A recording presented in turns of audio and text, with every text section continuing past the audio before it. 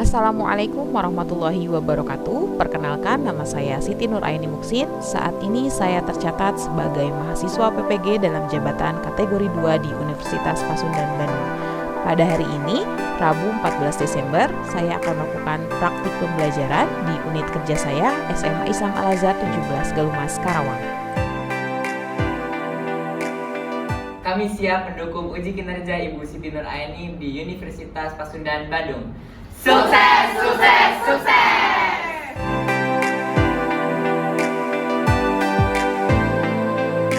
Assalamualaikum warahmatullahi wabarakatuh. Waalaikumsalam warahmatullahi wabarakatuh. Bagaimana kabarnya hari ini anak-anak? Baik. Alhamdulillah, mudah-mudahan semuanya dalam kondisi sehat walafiat ya. Oke, pada kesempatan kali ini, sebelum kita memulai pembelajaran, alangkah baiknya seperti biasa kita berdoa terlebih dahulu. Berdoa akan dipimpin oleh Niko. Sebelum mulai pelajaran, alangkah baiknya kita berdoa. Bismillahirrahmanirrahim.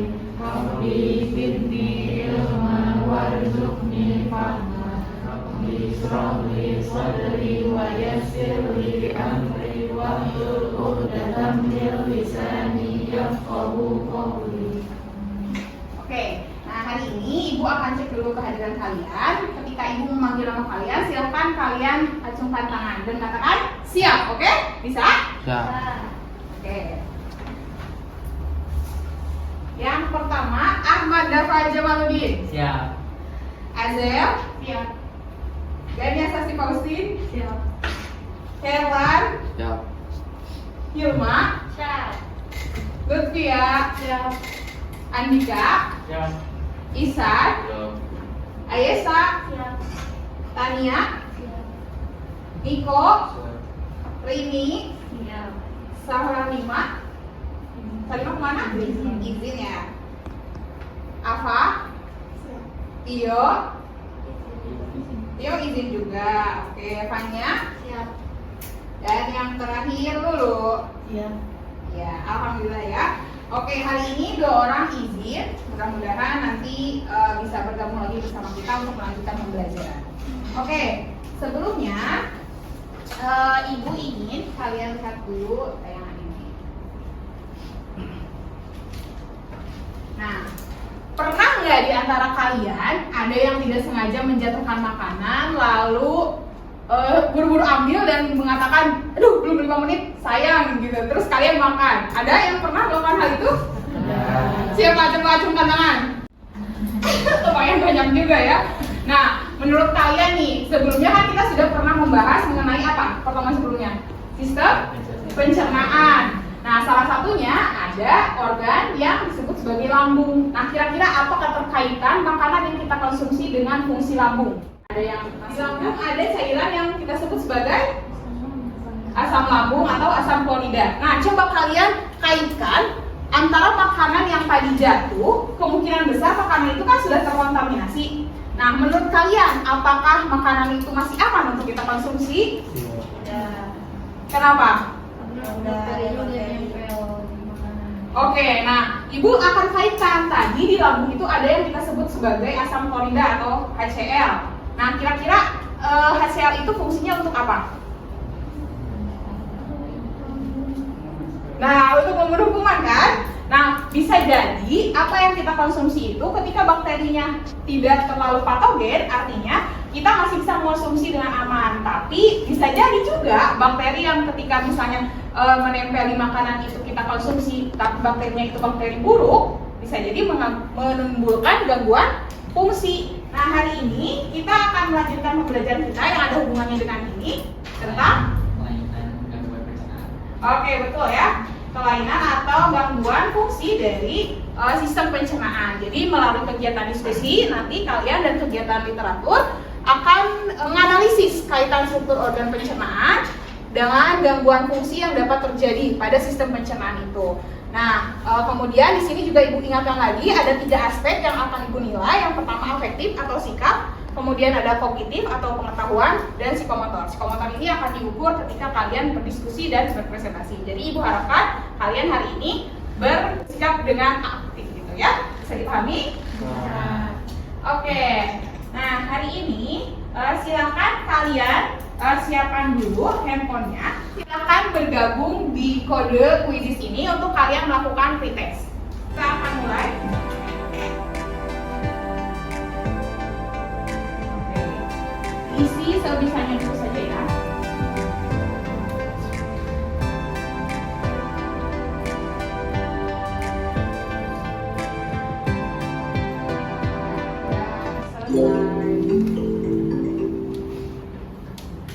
Oke, jadi tadi kalian sudah melakukan pretest. Kita lanjutkan. Sekarang ibu ingin kalian duduk berkelompok. Kelompoknya masih sama, kelompok yang sebelum-sebelumnya. Ibu tempatkan untuk kelompok 1 di belakang, kemudian ini kelompok 2, kelompok 3, dan kelompok 4.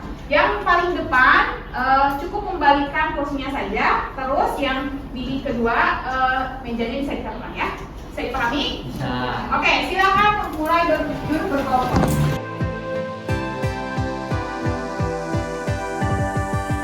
Oke, baik, semuanya boleh perhatikan ibu terlebih dahulu. Di sini nanti ibu punya LKPD yang harus kalian isi. Yang paling depan ini ada informasi untuk identitas kelompok kalian. Kemudian nanti di sini ada beberapa soal dan pertanyaan yang harus kalian analisis. Silakan diisi dan dilengkapi. Jika ada pertanyaan, boleh kalian masukkan tangan untuk bertanya kepada ibu ya. Bisa dipahami? Bisa.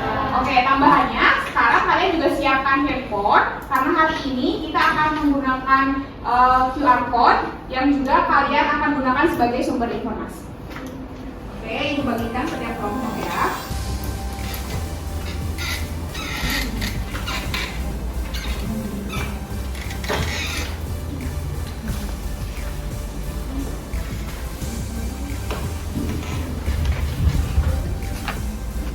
Oke, untuk yang pertama mengenai orientasi masalahnya, ibu akan putarkan video. Nah, nanti tugas kalian adalah menuliskan hal-hal penting yang kalian dapatkan dari video tersebut. Kemudian nanti kalian tentukan masing-masing satu kelompok itu akan mengambil permasalahan yang berbeda. Silakan disimak dulu, semuanya menghadap ke depan ya. Tahu nggak sih sakit mah yang biasa kita dengar atau alami sehari-hari di dunia medis disebut dengan istilah dispepsia, yang ternyata bukan suatu penyakit loh, tapi cuma suatu gejala yang menandakan ada penyakit di saluran cerna bagian atas. Apa ya kira-kira penyebab sakit mah? Ini kata dokter. Oke, dari video yang sudah ditayangkan tadi, apa informasi yang kalian dapatkan? Boleh ajukan tangan yang mau mencoba menjawab. Nanti ibu kasih poin tambahan. Ya, silakan. Tadi tuh dari penyakit mah, terus itu gejalanya itu kalau misalnya kena gejala itu kan dari nyeri atau dapat bulu kaki, lembung, bahkan bisa mual. Ya, bagus. Beri tepuk tangan dulu untuk ya. Ada informasi lain dari kelompok lain yang tadi mengamati? Ya, boleh didaftar dulu. Jadi ada pencegahannya itu ada kayak hindari alkohol, terus hindari makanan dan minuman yang berkafein tinggi kayak kopi, terus jangan banyak-banyak makan coklat, teh, terus jangan telat makan, jangan juga habis makan langsung tidur. Oh, oke. Berikan tepuk tangan lagi untuk Bapak. Ada yang mau menambahkan satu informasi lagi mungkin yang bisa dipaparkan? Tentang faktornya ada tentang faktor psikologis, terus juga karena diet, karena jadi pola makannya nggak teratur dan kekurangan gizi juga, terus ada radang monster lambung dan kanker lambung. Oke, terima kasih. Berikan aplaus lagi untuk Azir. Baik, jadi betul yang tadi dipaparkan ini adalah gambaran umum bahwa mungkin kalian di sini apakah ada yang juga mengalami hal ini? Ada? Pernah merasakan yang tadi?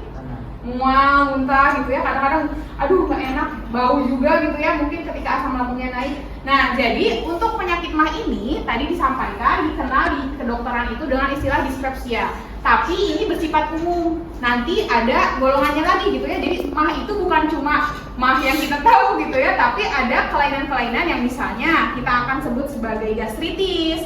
Kemudian ada juga yang disebut tadi luka lambung. Lalu ada lagi GERD. Pernah dengar istilah GERD? Nah, hari ini tugas kalian adalah mencari informasi juga dan menganalisis mengenai apa saja mengenai gejala, penyebab, pencegahan, dan pengobatan dari beberapa penyakit. Yang salah satunya tadi di-mention di video ini. Bisa dipahami? Oke, sekarang silakan untuk berdiskusi dengan kelompoknya dan menyelesaikan LKPD untuk menganalisis beberapa gangguan fungsi yang ada di sistem lingkungan. Silakan scan salah satu informasi yang ada di bawah ini ya. Nah, itu penyakit apa tuh? Gangguan yang terjadi pada Pasir pada bagian apa? Usus. Ujung dari usus ya, tempat keluarnya feses. Disebutnya apa? Udah ingat? bukan. Hemoroid. Anus. Nah, penyakitnya namanya adalah hemoroid atau wasir. Nah, sebetulnya apa sih hemoroid itu? Nah, kalian coba lihat dulu di gambar yang ini nih. Di zoom dulu. Nah, ini kan gambar anus ya. Nah, anusnya ini mengalami pembengkakan. Nah, sebetulnya yang mengalami pembengkakan itu adalah pembuluh darah yang ada di dalamnya. Nah, kalau kamu lihat di video di ini nih, di media itu, nah, lihat bagian ini nih. Klik yang titiknya. Wasir luar. Nah, yaitu wasir luar. Jadi kalau pelebaran pembuluh darahnya itu di dalam. Oke, silakan dilanjutkan ya. Untuk yang ini informasinya juga di-scan saja. Gejalanya Udah nyampe mana?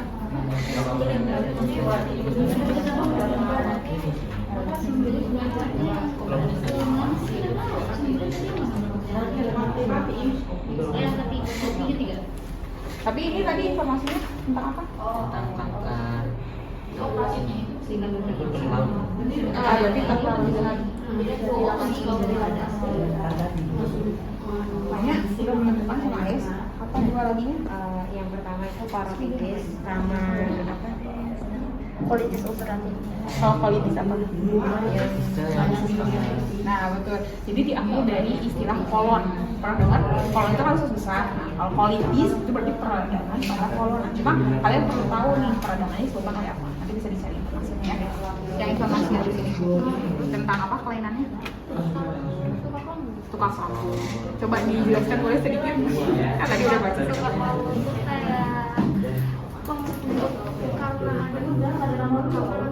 kita nggak jadi milih yang berbeda.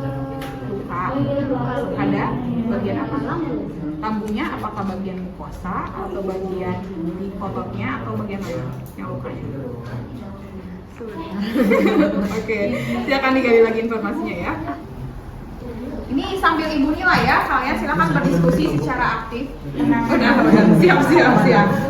Nanti ibu nilai. Penanganannya berupa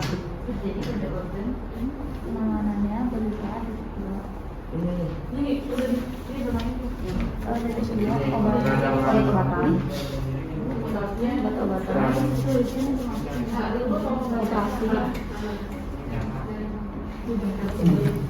Nggak, ibu mau tanya dulu maksudnya biar nanti ada diskusi. Tadi dari yang video kalian dapat masalah apa? GERD. Panjangannya apa? Udah tahu? Ini apa ya? Gastroesophageal reflux disease. Gastroesophageal dibacanya. Gastroesophageal Reflux disease. Jadi apa tuh? Ada dua berarti organ pencernaan yang istilahnya berkaitan kan? Yaitu sama ya atau esofagus ya. makanan yang mengandung probiotik itu yang kayak gimana, terus buat apa? Oke, makanan probiotik itu pernah nggak dengar iklan Yakult? Oke. Nah, jadi makanan atau minuman probiotik itu biasanya makanan dan minuman yang dalamnya itu mengandung organisme, tapi organismenya organisme baik. Nah, Tapi emang begitu nggak sih kayak itu pencegahannya cuma ada di vaksin doang. Iya, kalau yang parotitis ini pencegahannya cuma satu, vaksin MMR doang. Sampai kalau yang pas kecilnya itu dia belum divaksin MMR, pas gedenya itu dia harus dapat vaksin MMR itu.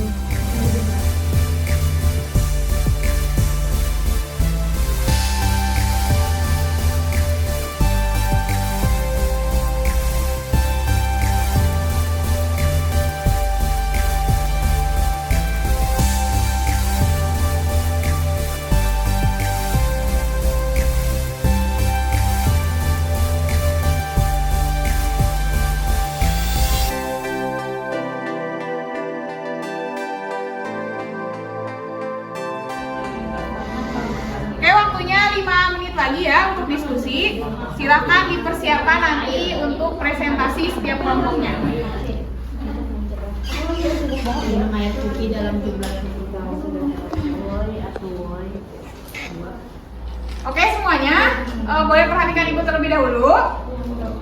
Ya, jadi setelah kalian tadi menemukan informasi lebih lanjut di barcode yang sudah ibu sediakan, silakan boleh mencantumkan sumber tambahan yang di sana ada tulisan daftar pustaka. Nah itu kalian boleh cantumkan sumber lain ya. Tapi kalau misalnya tidak ada, ya kalian cantumkan saja yang tadi ibu terangkan di sini, misalnya dari website mana gitu ya. Nah selanjutnya kita akan masuk ke kegiatan presentasi dan diskusi. Ibu ingin semua kelompok untuk tampil dengan cara bergiliran. Oke, kelompok mana dulu yang sudah siap untuk presentasi? Kelompok Dava dulu, silakan. Saat temannya presentasi, silakan untuk memperhatikan. Tiap kelompok siapkan satu pertanyaan untuk sesi diskusinya ya. Bisa dipahami? Assalamualaikum warahmatullahi wabarakatuh. Waalaikumsalam warahmatullahi wabarakatuh. Kami dari kelompok 1 akan mempresentasikan hasil kerja diskusi kami tentang masalah kelainan kanker lambung. Yang pertama, penyebab dari kanker lambung itu adalah dari perubahan mutasi genetik pada sel-sel yang ada di lambung. Nah, mutasi tersebut itu menyebabkan sel-sel yang ada di lambung itu tumbuh secara tidak normal dan tidak terkendali, yang menyebabkan kanker lambung. Nah, terus ada juga gejala. Nah, kalau misalnya gejala ini kan ada stadium, kalau kanker kan ada stadium awal sama stadium yang udah akut gitu kan. Kalau misalnya di stadium awal itu tuh ada kayak penyebab gejalanya itu kayak perut kembung dan sering bersendawa, nyeri ulu hati, mual, muntah, dan naiknya asam lambung. Tapi kalau misalnya stadiumnya udah lanjut, udah akut gitu, ada gejala-gejala seperti muntah darah, sakit kuning, terus pembengkakan di perut karena penumpukan cairan, anemia, tubuh lemas, BAB hitam atau berdarah. Lalu ada pencegahan dan pengobatan. Cara untuk mencegah kanker lambung diantara lain itu menjaga pola makan yang sehat, berolahraga secara rutin, dan berhenti atau tidak merokok. Terdapat 3 cara untuk mengobati kanker lambung. Yang pertama ada cara operasi, yaitu mengangkat jaringan kanker lambung yang berada di lambungnya agar tidak menyebar lagi. Yang kedua adalah radioterapi, yaitu membunuh sel kanker menggunakan cara radiasi. Dan yang ketiga yaitu kemoterapi, yaitu memberikan obat untuk membunuh sel kanker. Itu saja dari yang kelainan kanker lambung. Apakah ada yang mau bertanya? Izin bertanya, tadi kan pengobatan itu ada 3, itu salah satu ada kemoterapi, terus ada pembunuhan bakteri gitu. Pengobatan apa yang paling efektif? usia berapa yang paling bisa kena kanker? Oke, silakan untuk berdiskusi terlebih dahulu.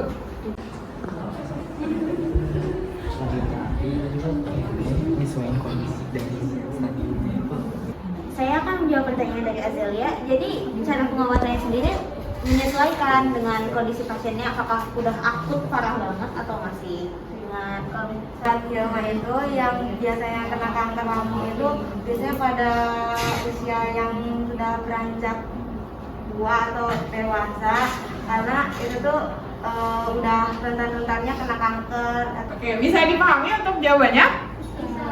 Oke, nah ibu akan kasih dulu tambahan informasi untuk yang kanker lambung ini.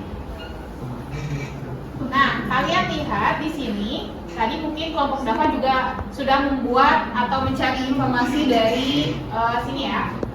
Jadi kalau kalian lihat, ini adalah bentuk dari kanker lambung. Kalau misalnya kalian masih ingat di kanker paru-paru sebelumnya, sama ya, setiap kanker itu terjadi karena adanya keabnormalan tumbuh sel. Kalau di sini kanker lambung berarti sel-sel lambung yang mengalami abnormal. Abnormal itu artinya tumbuh secara cepat dan tidak terkendali. Seperti yang kalian ketahui, kanker ini biasanya ada stadium-stadiumnya, tergantung keparahan dan keganasannya gitu ya. Nah, kalau misalnya tadi Ayas menyebutkan bahwa ketika misalnya seseorang terkena kanker itu penanganannya apakah harus selalu kemoterapi? Jawabannya adalah tadi gimana ya? Tergantung dengan kondisi. Nah, betul. Jadi nanti disesuaikan. Biasanya penanganan dokter akan melihat dan mengobservasi dulu si kankernya ini sudah tumbuh sejauh mana. Berikan aplaus dulu untuk kelompok 1. Silakan boleh dijelaskan. Terima kasih. Sekian dari kelompok 1, kurang lebih mohon maaf. Wassalamualaikum warahmatullahi wabarakatuh. Oke, selanjutnya kita lanjutkan presentasi dari kelompok 3. Siap? Assalamualaikum warahmatullahi wabarakatuh. Waalaikumsalam warahmatullahi wabarakatuh. Pada kesempatan kali ini kelompok kami kelompok 3 akan menyampaikan hasil diskusi kita tentang GERD atau gastroesophageal reflux disease yang akan pertama dijelaskan oleh Apal. Yang pertama ada penyebab. Itu penyebab dari GERD itu melemahnya sphincter esophagus, otot-otot pembatas antara kerongkongan dan lambung, sehingga menyebabkan reflux aliran balik atau naiknya isi dan asam lambung ke saluran esofagus. Terus ada gejalanya. Gejalanya itu yang pertama surat edaran, gangguan pernapasan, suara serak, mual dan muntah, sakit tenggorokan, pengosongan perut yang tidak disadari, gangguan tidur, bau mulut, dan kerusakan gigi akibat sering terpapar asam lambung. Selanjutnya ada pencegahannya. Yang pertama, menurunkan berat badan. Yang kedua, dilarang merokok. Yang ketiga, hindari makanan atau minuman yang memicu asam lambung naik. Yang keempat, jangan memakai pakaian ketat. Dan yang kelima, jangan berbaring atau tidur setelah makan. Kemudian yang terakhir itu pengobatan. Pengobatan itu bisa pakai antasida untuk menetralkan asam lambung. Yang kedua, penghambat reseptor H2 untuk mengurangi produksi asam lambung. Contoh obatnya itu famotidine atau cimetidine. Yang tiga, proton pump inhibitor untuk penghambat produksi asam lambung yang lebih kuat dan bisa membantu menyembuhkan jaringan kerongkongan yang rusak. Yang keempat, prokinetic agents untuk meningkatkan motilitas gastrointestinal dengan meningkatkan frekuensi kontraksi di usus halus dan membuat kontraksi lebih kuat tanpa mengganggu ritme. Cukup. Jika ada yang ditanyakan, silakan bertanya. Oke, silakan untuk kelompok yang lainnya menanggapi. Apa hubungannya antara pakaian ketat sama GERD? Apakah obat mah biasa dapat mengobati GERD? Gejala yang paling tinggi di Dialami oleh yang terkena GERD. Oke, jadi gejala yang paling parah itu yang sampai seperti apa gitu ya katanya ya. Oke, bisa didiskusikan dulu silakan. Oke, pertanyaannya nampaknya sudah siap untuk dijawab. Boleh diperhatikan terlebih dahulu ya. Silakan kelompok 3 untuk menjawab pertanyaan dari temannya. Jadi di sini saya mau menjawab pertanyaan Dava yang tentang pakaian ketat. Kan GERD itu kan asam lambungnya naik kan. Nah, kalau ini dilarang pakai pakaian ketat karena nanti mungkin ketekan tambah naik lagi asam lambungnya. Pertanyaan dari kelompok 2, gejala yang paling parah dialami oleh GERD itu asam lambungnya naik ke esofagus hingga mengalami iritasi di esofagusnya. Saya akan menjawab pertanyaan dari San. Penyakit apa sih?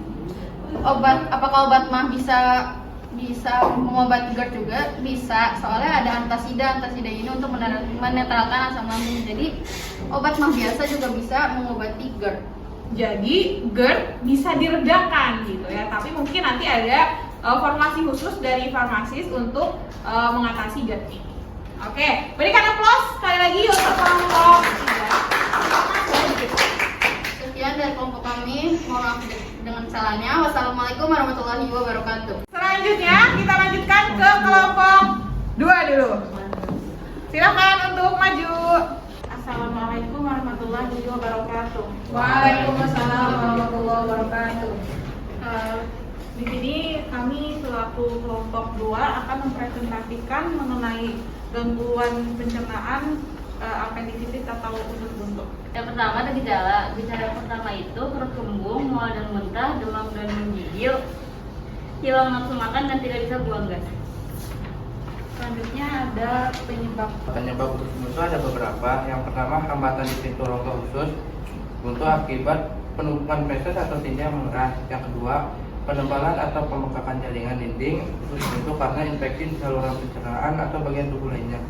Yang ketiga, penyumbatan rongga usus buntu akibat pertumbuhan parasit di pencernaan, misalnya infeksi cacing atau ascariasis.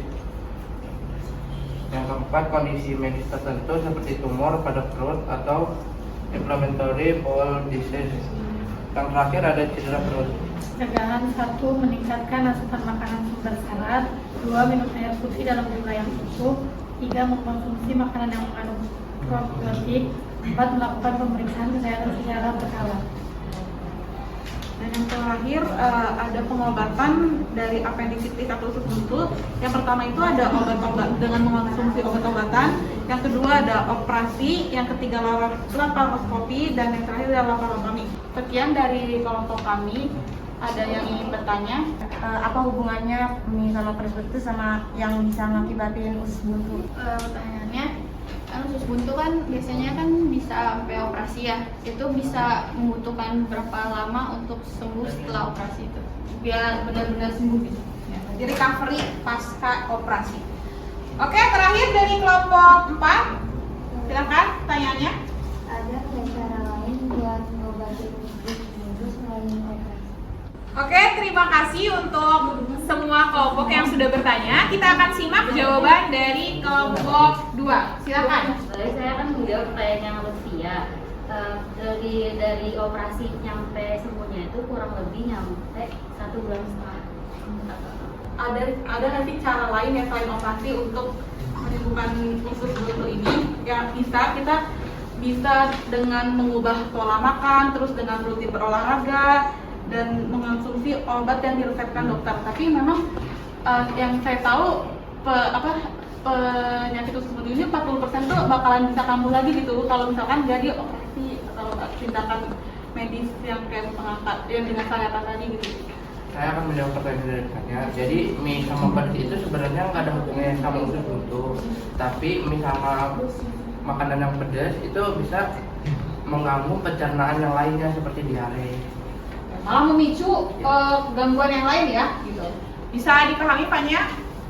Oke. Berikan aplaus dulu untuk kelompok 2. Terima kasih untuk jawaban dan diskusinya. Assalamualaikum warahmatullahi wabarakatuh. Waalaikumsalam warahmatullahi wabarakatuh. Kami dari kelompok 4 akan mempresentasikan tentang konstipasi atau sembulit. Konstipasi atau sembulit adalah kondisi yang ditandai dengan sulit buang air besar atau BAB atau frekuensi BAB yang lebih sedikit daripada biasanya. Kondisi ini sering kali dipicu oleh pola makan yang tidak mengonsumsi cukup serat. Gejala dari sembelit itu yang pertama ada frekuensi BAB lebih jarang dari biasanya, tinja sulit keluar, tinja terlihat terik, keras atau menggumpal, BAB terasa tidak tuntas atau terus mual. Nah, jadi untuk mencegah sembelit kita bisa memperbanyak konsumsi serat, meminum cairan dengan minum air putih setidaknya 1,5 sampai 2 liter setiap hari dan menghindari terlalu banyak mengonsumsi susu dan. Kemudian cara pengobatan sembelit. Yang pertama dari perubahan gaya hidup dengan cara memperbanyak konsumsi serat, berolahraga rutin, dan tidak menunda BAB. Kemudian dalam penggunaan obat-obatannya dapat menggunakan obat pencahar osmotik, obat pelunak tinja, obat perangsang kontraksi usus, suplemen serat, dan obat pelumas dan suppositorium. Sekian dari kelompok kami. Ada yang ingin bertanya? Kan salah satu pencegahan sembelit itu kan jangan banyak minum susu ya. Tapi kan bayi itu kan sumber energi utamanya dari susu. Nah itu gimana? Oke, kelompok 3, silakan. Apa bahaya dari konstipasi atau sembelit berkepanjangan? Mau nanya itu ada nggak sih siapa orang yang paling mudah terkena konstipasi? Apakah dilihat dari umurnya atau jenis kelamin atau? Oke, jadi risiko yang paling besar pada siapa yang mudah terkena konstipasi ya? Bisa dipahami pertanyaannya? Kelompok 4? Bisa. Oke, silakan mulai berdiskusi terlebih dahulu. Niko kan tadi nanya apa bahaya dari sembelit berkepanjangan. Sembelit yang berkepanjangan itu dapat memicu efek buruk untuk kesehatan, kayak menyebabkan fisura anus dan wasir. Pertanyaan dari Azal. Konstipasi lebih sering dialami oleh perempuan daripada pria, terutama pada masa sebelum menstruasi dan masa kehamilan. Menjawab pertanyaan dari Anissa. Jadi karena bayi minumnya emang susu, jadi kita bisa menjaga kehigienisan susunya. Karena bisa jadi itu bukan konstipasi malah jadi diare. Oke, berikan aplaus sekali lagi untuk kelompok terakhir yang sudah menyampaikan informasinya. Silakan boleh ditutup. Sekian dari kami, mohon maaf jika ada salah kata. Assalamualaikum warahmatullahi wabarakatuh. Waalaikumsalam warahmatullahi wabarakatuh. Oke, berikan aplaus untuk kita semua. Silakan duduk lagi. Oke, baik. Sekarang Ibu akan memberikan dulu penguatan kepada kalian tentang beberapa penyakit atau gangguan yang mungkin tadi sudah dipaparkan gitu ya. Tadi untuk yang kanker lambung mungkin sudah bisa dipahami ya, bahwa terjadi keabnormalan tumbuh sel-sel dari lambung itu sendiri. Nah, ini kita akan lihat untuk yang GERD. Yang GERD ini tadi karena nama panjangnya itu adalah gastroesophageal reflux disease, yang berarti bahwa terjadi gangguan fungsi dari bagian lambung sendiri dan bagian esofagus. Jadi kan ini berhubungan. Kemarin di struktur sistem pencernaan kita mengenal ada istilah sphincter, betul? Apa itu sphincter? Katup, betul. Jadi si asam lambung ini harusnya dia tidak sampai ke bagian esofagus karena di sini ada katup yang menahan bagian dari HCl itu sendiri. Nah, tapi ketika orang itu mengalami GERD, maka si katupnya ini melemah. Otot-otot di sekitaran katup yang di sini yang memisahkan antara lambung dengan esofagus itu melemah. Akhirnya si asam lambung ini bisa naik seperti itu. Bisa dipahami? Nah, ini nanti untuk informasinya kalian lihat lagi ya di webnya. Kemudian di sini yang terakhir mungkin Ibu sampaikan mengenai wasir dan usus buntu. Nah, untuk wasir ini tadi juga sudah disampaikan. Kalau kalian lihat anus ini kan tempat keluarnya feses, betul? Iya. Nah, ketika misalnya dia mengalami pembengkakan, artinya akan ada tonjolan yang timbul gitu. Nah, ini tuh biasanya disebabkan oleh pelebaran pembuluh darah di sekitar anus. Makanya beberapa kejadian yang menimpa orang yang terkena wasir itu adalah fesesnya berdarah gitu. Karena ketika dia mengeluarkan feses itu pembuluh darahnya ada yang pecah sehingga darah itu ikut bersama feses. Nah, untuk yang terakhir di usus buntu ini cukup menarik. Kalian mungkin di sini ada yang suka seblak. Saya. Ada yang suka pedas gitu ya. Nah, ada mitos nih katanya bahwa si biji cabai itu bisa menyebabkan usus buntu. Itu mitos atau fakta? Mitos. Kenapa mitos? Kayak nyambung aja. Ya betul ya, nggak ada hubungannya gitu. Jadi di sini kalau misalnya kalian lihat usus buntu itu sebenarnya yang ini nih. Nah, yang ini adalah umbai cacing. Nah, yang terinfeksi itu biasanya adalah umbai cacing ini. Baik, sekarang boleh Ibu minta dulu, ada yang bisa menyimpulkan untuk kegiatan hari ini kita sudah belajar tentang apa saja? Ya, silakan. Dapat. Jadi itu tadi selama pembelajaran hari ini saya jadi kayak mengetahui gangguan kelainan dari sistem pencernaan. Tadi itu ada kanker lambung, ada sembelit, ada juga usus buntu dan lain-lain. Terus di situ ada juga penyebabnya, pencegahannya, pengobatannya gitu. Jadi saya lebih mengetahui dan bisa mencegah terjadinya kelainan tersebut. Nah, Ibu kasih dulu sedikit tambahan informasi. Kalian ada yang tahu ini apa? Kunyit. Nah, kunyit ya. Siapa yang pernah mengonsumsi kunyit secara utuh? Enggak. Ada yang pernah? Tidak ada ya. Oke, Ibu kasih tahu nih. Kalian boleh nanti searching dan bandingkan juga informasi terkait kandungan kunyit ini. Ini adalah salah satu kearifan lokal yang mungkin kita punya sebagai salah satu penghasil rempah gitu ya. Kalau kalian di rumah ada yang memiliki tanaman obat keluarga, toga gitu, ada di rumah ada. Nah, mungkin ada salah satu yang menanam kunyit. Kunyit ini punya kandungan kurkumin dan kandungan antioksidan yang tinggi gitu. Nanti kalau misalnya kalian searching lagi, kunyit ini bisa dimanfaatkan untuk pengobatan asam lambung tadi. Jadi kalau kalian misalnya punya asam lambung, coba dikasih konsumsi si kunyit ini. Biasanya kalian mungkin konsumsinya dalam bentuk jamu gitu yang diramu dengan gula dan sebagainya. Itu bisa dimanfaatkan ya. Oke, terima kasih. Apakah hari ini kalian mendapatkan manfaat dari informasi yang sudah kita cari? Apa manfaat yang bisa kalian dapatkan? Jadi kita sekarang jadi bisa mengetahui apa aja sih gangguan yang ada di sistem pencernaan, terus cara cegahnya gimana, cara mengobatinya gimana gitu.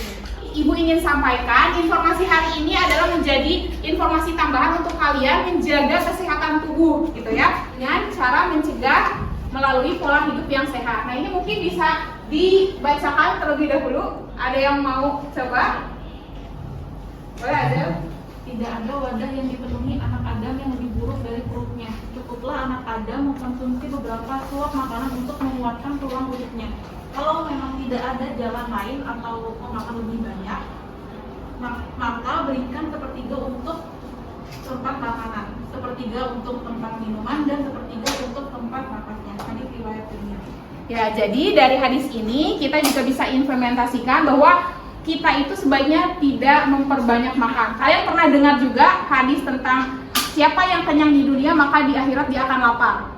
Nah, kalau misalnya kita refleksikan ke diri kita gitu ya, sebaiknya kita mengonsumsi makanan itu ya dengan seimbang atau dengan cukup gitu, jangan sampai berlebihan. Kenapa? Karena kita harus menjaga porsi badan kita di tubuh kita, terutama di perut kita, yaitu sepertiga untuk makanan, sepertiga untuk minuman, dan sepertiga lagi untuk udara, yang mana ini akan membantu kita juga beribadah lebih optimal. Bisa dipahami refleksi hari ini? Bisa. Oke, yang terakhir untuk menambah semangat sebelum kita akhiri, boleh Ibu minta dulu tepuk semangatnya. Tepuk semangat.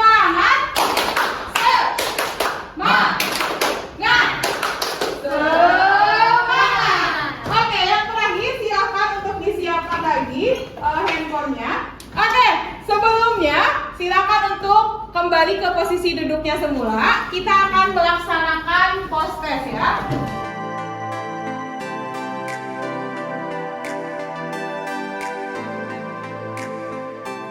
Baik, terima kasih sudah kembali ke posisi sebelumnya. Kita akan lanjutkan dengan post test. Silahkan disiapkan handphonenya dan bergabung di kode Quizzes 658974.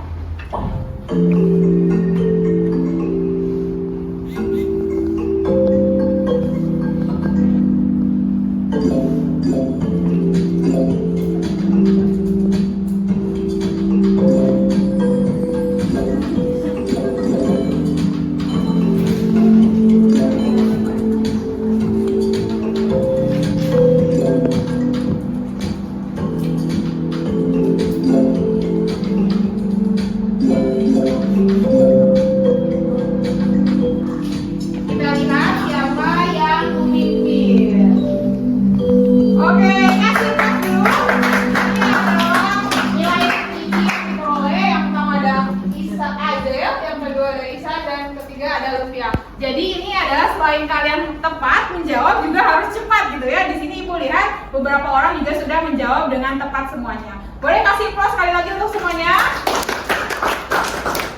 Oke, terima kasih yang sudah mengerjakan dengan sangat baik. Ibu informasikan untuk yang terakhir ini, silakan untuk membuat bagian konsep dari sistem pencernaan itu sendiri. Gitu. Nanti boleh juga mencoba untuk mengerjakan latihan-latihan yang Ibu sampaikan ya. Bisa dipahami?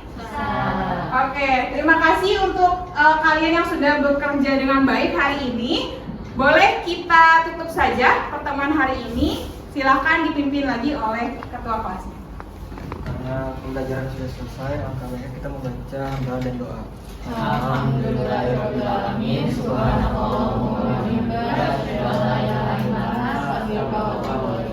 Baik, terima kasih untuk kehadiran kalian hari ini dan sudah memperhatikan dengan baik. Silakan nanti dikumpulkan LKPD-nya. Ibu ucapkan wassalamualaikum warahmatullahi wabarakatuh. Waalaikumsalam warahmatullahi wabarakatuh.